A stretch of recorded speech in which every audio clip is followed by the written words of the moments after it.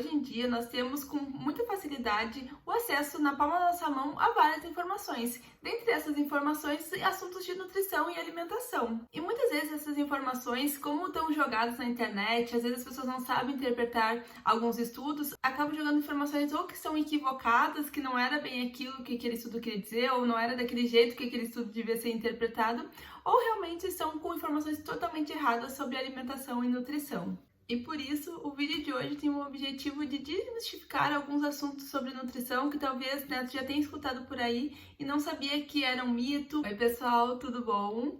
Hoje nós vamos falar sobre 5 mitos da nutrição que eu acredito que tu já tenha escutado ou não sabia que era um mito ou não sabia porque, essa questão não era verdade. Então, bora lá!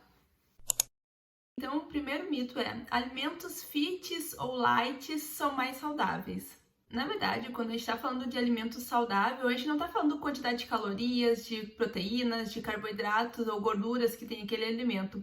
E sim, principalmente a composição daquele alimento, quais ingredientes aquele alimento carrega. Então, eu sempre estou batendo lá na tecla no meu Instagram e junto com meus pacientes também em consultório, a importância de estar lendo a lista de ingredientes dos alimentos. Primeiro de tudo, vamos começar falando sobre os alimentos light. Os alimentos light precisam ter pelo menos 25% de redução de algum ingrediente. Pode ser de açúcar, gordura ou sal do alimento, ou seja, assim ele pode ser considerado como um alimento light. Mas o que acontece em alguns alimentos light é que muitas vezes a indústria, para compensar essa redução de algum ingrediente, para não alterar muito o sabor, a palatabilidade daquele alimento e a aceitação pelo público, eles acabam adicionando outros ingredientes na sua formulação. Então, quando a gente vai ler a lista de ingredientes, isso torna o alimento quase que equivalente à sua versão normal, sem ter essa redução de algum ingrediente. Por isso que é muito importante nós estarmos atentos à lista de ingredientes, claro, também dar uma olhada na tabela nutricional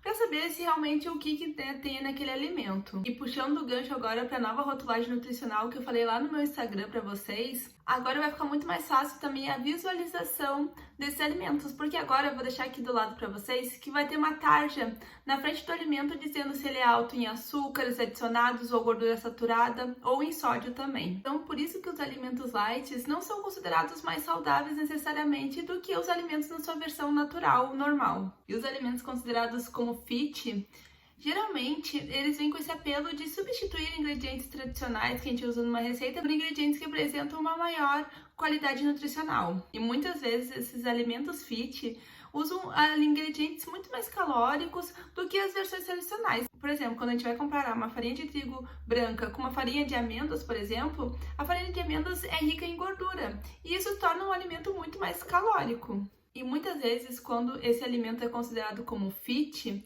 as pessoas tendem a achar que está liberado para comer, que podem comer em grandes quantidades. E isso, pensando num processo de emagrecimento, pensando exclusivamente em termos de calorias, pode não ser uma boa escolha, porque tu vai consumir às vezes muito mais calorias, porque tá liberado, porque é fit, do que se tu comesse a versão tradicional e te satisfazesse com a versão tradicional. Por exemplo, se tu tá afim de comer um brigadeiro e tu escolhe talvez um brigadeiro de abacate ou um brigadeiro de chuchu, talvez não seja uma boa escolha porque ele não vai te satisfazer, ou seja, tu tende até a comer muito mais quantidade para tentar chegar nesse ponto de satisfação. Muito pelo contrário poderia acontecer se tu comesse de fato o brigadeiro ali, talvez tu comesse 1, 2 e já estaria totalmente satisfeita. Segundo mito é: jejum intermitente é a melhor dieta. Vocês podem observar que geralmente a gente tem dietas sazonais. O jejum intermitente eu acredito que é uma das dietas que está mais na moda ainda por muito tempo, ou seja, lá desde 2017, 2018 que a gente vem falando bastante sobre jejum intermitente.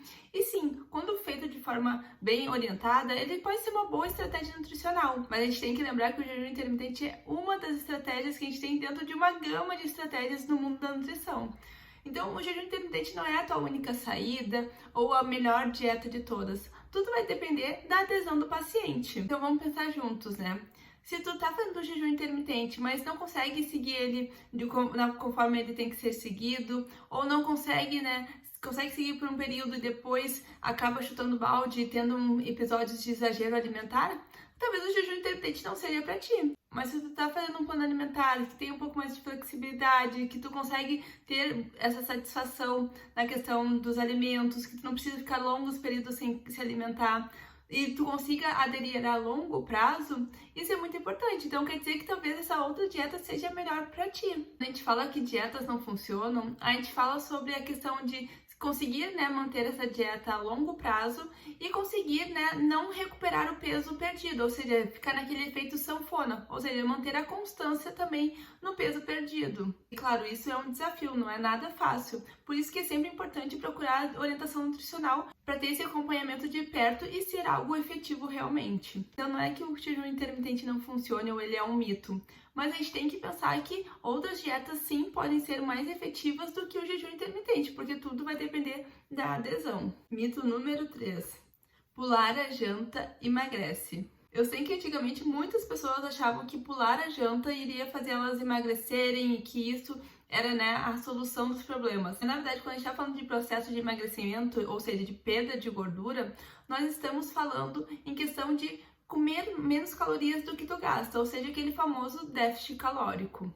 Então, sim, se tu tiver em déficit calórico, ou seja, pular a janta, tu vai emagrecer. Mas o que muito acontece é que as pessoas não sabem que distribuir as refeições é muito importante para esse processo de emagrecimento. Porque não é sobre passar fome ou comer pouco, é sobre comer melhor, melhorar a qualidade da sua refeição e promover esse déficit calórico também. Então, emagrecimento não tem nada a ver com comer pouco, e sim com comer melhor. Ajustar a questão de quantidade de proteínas, carboidratos, gorduras dentro de uma refeição de forma equilibrada, a quantidade de fibras para trazer bastante saciedade, que isso é muito importante num processo de emagrecimento. Então, não, tu não precisa pular a janta para achar que tu vai emagrecer, porque também vamos pensar juntos.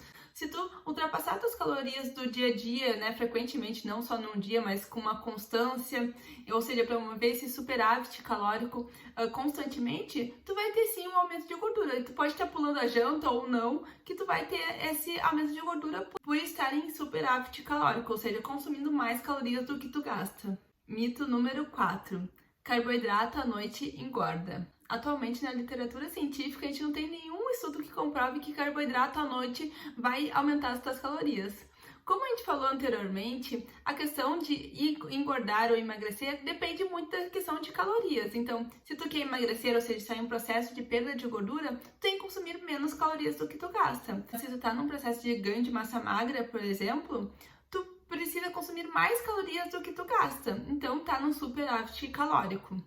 Então, não tem nada a ver com o nutriente específico que tu consome, e sim com essa questão das calorias. Obviamente que o tipo de carboidrato que tu consome no teu dia a dia, escolhe para tuas refeições, é muito importante. Porque a gente tem alimentos, fontes de carboidratos que têm menos quantidade de fibras, outros que têm mais, como os alimentos integrais, como pão integral, farinha de trigo integral, a aveia, por exemplo, também. Então, isso é muito importante a ser considerado, principalmente, né, como eu já falei anteriormente, num processo de emagrecimento. Mas isso serve como uma orientação geral para qualquer tipo de alimentação. Então é muito importante a gente focar na qualidade desse tipo de carboidrato que a gente está comendo, seja à noite, seja durante o dia. Obviamente que consumir esses alimentos fonte de carboidratos que tem menor quantidade de fibras, que eventualmente, né, podem acontecer, não há problema nenhum e não vai prejudicar a tua saúde ou prejudicar teu processo de emagrecimento. Obviamente, né, considerando essa questão das calorias do teu dia a dia. Mas o consumo excessivo desse tipo de alimentos fonte de carboidratos que tem menor quantidade de fibra, maior quantidade, né, de aditivos, de açúcares também,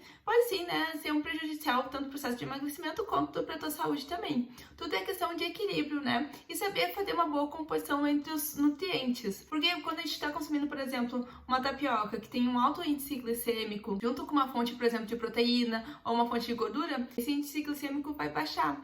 Tudo são estratégias que a gente pode pensar e manejar. E claro, né, olhando individualmente para cada indivíduo. Aqui são, né, informações gerais, não tem como saber o que é ideal para ti, mas sim, é muito possível fazer esse manejo também. E o quinto e último mito que eu trouxe aqui para vocês é a questão de glúten e lactose fazerem mal. Na verdade, são 2 mitos que vêm com o objetivo de demonizar certos alimentos. Glúten e lactose podem sim fazer mal, mas para pessoas que apresentem alguma intolerância ou alergia aos mesmos. Ou seja, se tu não apresenta doença celíaca, ou se tu não tem nenhuma alergia, né, relacionada ao leite, por exemplo, tu não vai fazer mal. Se tu é uma pessoa saudável que tolera bem esses alimentos, não há nenhum mal neles. Obviamente que tu não vai comer pão, por exemplo, de manhã, de tarde e de noite. Isso sim pode ser prejudicial para a variabilidade da tua refeição, das tuas escolhas alimentares, mas de longe eles vão te fazer algum mal ou vão te tornar uma pessoa menos saudável por estar fazendo o consumo deles. E sim, né, tem que estar bem atento, né, se esses alimentos podem estar te causando algum desconforto ou se sim,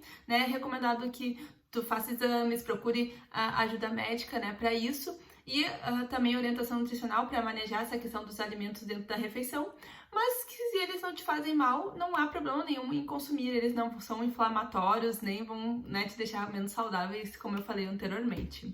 Então é isso, pessoal, esses foram 5 mitos que eu decidi trazer aqui para vocês, que eu sempre escuto, né, apesar de alguns mitos a gente tá sempre refutando, eles ainda ficam muito vigentes, né, nessa questão da cultura da dieta, de querer demonizar alimentos, ou de também, né, de trazer informações que não são verdadeiras. Se vocês gostaram desse vídeo e quiserem uma parte 2, né, de outros mitos que eu trago aqui no canal para vocês, eu peço que vocês deixem aqui nos comentários. Também não esqueçam de curtir esse vídeo e compartilhar com alguém que vai gostar de saber desses mitos, né, que talvez não saiba que alguma dessas informações é um mito, né, não é uma verdade. E também não esqueçam de me seguir nas minhas redes sociais, no TikTok, no Instagram, que eu tô sempre postando por lá outras informações, outros mitos e trazendo mais informações sobre alimentação e nutrição também. Então era isso, espero que vocês tenham gostado desse vídeo. Um beijo e até mais!